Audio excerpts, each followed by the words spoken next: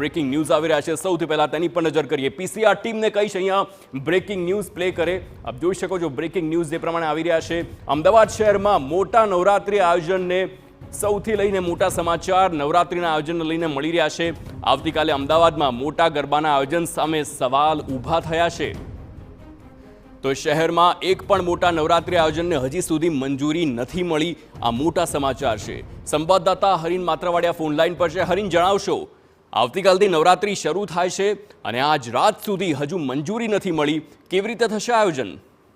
બિલકુલ, જે રીતના મોટા ગરબા આયોજન છે તેને લાયસન્સ બ્રાન્ચમાંથી તમામ પ્રકારની મંજૂરી લેવાની હોય છે અને લાયસન્સ બ્રાન્ચમાં જ્યારે તમામ ડોક્યુમેન્ટ જમા કરવાના હોય છે તે પહેલા તમામ અલગ અલગ વિભાગોમાંથી જે મંજૂરી લેવાની હોય છે તે તમામ મંજૂરી સાથે આખરે લાયસન્સ બ્રાન્ચ એટલે કે પોલીસ વિભાગ છે તે મોટા આયોજનને મંજૂરી આપતું હોય છે। પરંતુ અત્યાર સુધીમાં 82 જેટલી અરજીઓ છે પોલીસ વિભાગના લાયસન્સ બ્રાન્ચમાં આવી ચૂકી છે, પરંતુ એક પણ જે અરજી છે તેમાં ફાયરનું એનઓસી જોઈન્ટ કરેલું નથી, એટલે કે ફાયર તરફથી છે એનઓસી મળેલી નથી અને તેને જ કારણે તમામ જે અરજીઓ છે તેને મંજૂરી આપવા પોલીસે અટકાવી છે। જો કે પોલીસનું એવું પણ કહેવું છે કે જો આવતીકાલ સુધીમાં જે પણ આયોજકો ફાયરની એનઓસી લઈને અમારી પાસે જમા કરાવી દેશે તેમને મંજૂરી આપવામાં આવશે। પરંતુ સૌથી મોટો સવાલ એ છે કે અત્યાર સુધી ફાયર વિભાગ દ્વારા શા માટે મંજૂરી આપવામાં આવી નથી।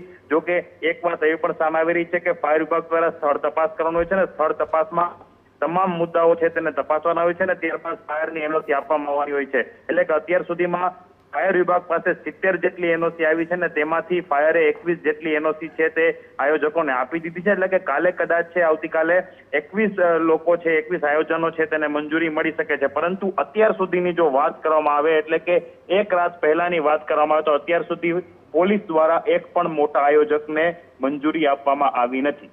બિલકુલ હરીન, સમગ્ર માહિતી બદલ આભાર। તો જે પ્રમાણે અમારા સંવાદદાતાએ જણાવ્યું છે 21 જેટલા આયોજકને આવતીકાલે મંજૂરી મળી શકે છે, કારણ કે ફાયર એનઓસી ફરજિયાત છે અને આવતીકાલે એક દિવસમાં અન્ય જેટલા પણ 60 જેટલા આયોજકો છે તેમને મંજૂરી મળે છે કે કેમ તેની પર સૌ કોઈની નજર મંડાયેલી રહેશે, કારણ કે આ સમગ્ર આખું આયોજન છે તેમાં કરોડો રૂપિયા રોકાયેલા છે અને સૌ કોઈ હાલ ચિંતા